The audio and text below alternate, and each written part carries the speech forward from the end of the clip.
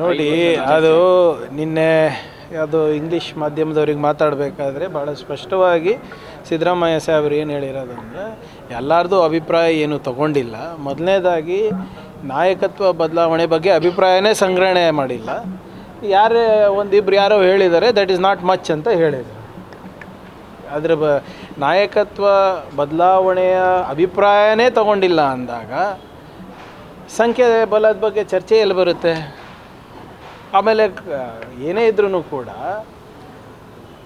ಸಿದ್ದರಾಮಯ್ಯ ಸಾಹೇಬರು ಭಾಳ ಸ್ಪಷ್ಟವಾಗಿ ಏನು ಹೇಳಿದ್ದಾರೆ, ನಾನಾಗಿರ್ಬೋದು, ಡಿ ಕೆ ಶಿವಕುಮಾರ್ ಅವರಾಗಿರ್ಬೋದು, ಹೈಕಮಾಂಡ್ ಏನು ಹೇಳುತ್ತೆ ಅದನ್ನು ನಾವು ಪಾಲಿಸ್ತೀವಿ.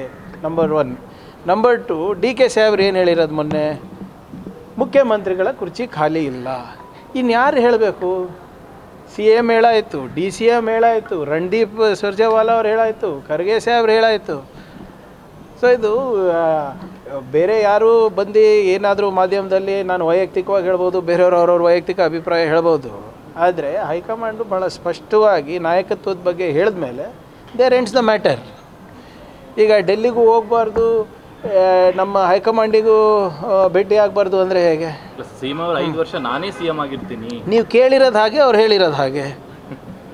ಈಗ ಖರ್ಗೆ ಸಾಹೇಬರು ಭಾಳ ಸ್ಪಷ್ಟವಾಗಿ ಹೇಳಿದ್ದಾರೆ, ರಣದೀಪ್ ಸುರ್ಜೇವಾಲಾ ಅವ್ರು ಹೇಳಿದ್ದಾರೆ, ಸಿ ಎಮ್ ಅವ್ರು ಹೇಳಿದ್ದಾರೆ, ಡಿ ಸಿ ಎಮ್ ಅವ್ರು ಹೇಳಿದ್ದಾರೆ. ಅದಾದಮೇಲೆ ನಾನು ಬಂದು ನವೆಂಬರ್ ಕ್ರಾಂತಿ, ಸೆಪ್ಟೆಂಬರ್ ಕ್ರಾಂತಿ ಅಥವಾ ಏನು ಡಿಸೆಂಬರ್ನಲ್ಲಿ ಶಾಂತಿ ಅದೆಲ್ಲ ಹೇಳಿದ್ರೆ ಇಟ್ ಡಸ್ ನಾಟ್ ಮ್ಯಾಟರ್. ಏನಿದೆ ಡಿಸಿಷನ್ ಅದೇ ಹೇಳ್ತಾ ಇರೋದು ಸರ್. ನಾನು ಬಂದು ಏನಾದರೂ ಹೇಳಿದ್ರೆ ಅದಕ್ಕೆ ಬೆಲೆ ಬರಬೇಕು ಅಂದರೆ ಎಲ್ಲಿ ಹೇಳಬೇಕು ಅಲ್ಲಿ ಹೇಳಬೇಕು, ಯಾರಿಗೆ ಹೇಳಬೇಕು. ನಾನು ಇಲ್ಲಿ ಬಂದು ನಿಮ್ಮ ಮುಂದೆ ಬಂದು ನಾವು ಪಕ್ಷದ ವಿಚಾರಗಳನ್ನು ನಾವು ಮಾತಾಡಿದ್ರೆ ತೀರ್ಮಾನಗಳು ಆಗೋಕ್ಕಾಗಲ್ಲ ಅಲ್ಲ. ನೋಡಿ, ಇಲ್ಲ ಒಂದಿಬ್ಬರೇ ಇಲ್ಲ ಹೇಳ್ತೀವಿ, ನೀವು ಕೇಳೋದು ನಿಲ್ಲಿಸಿ ಅದು ಹೋಗ್ಬಿಡ್ತದೆ.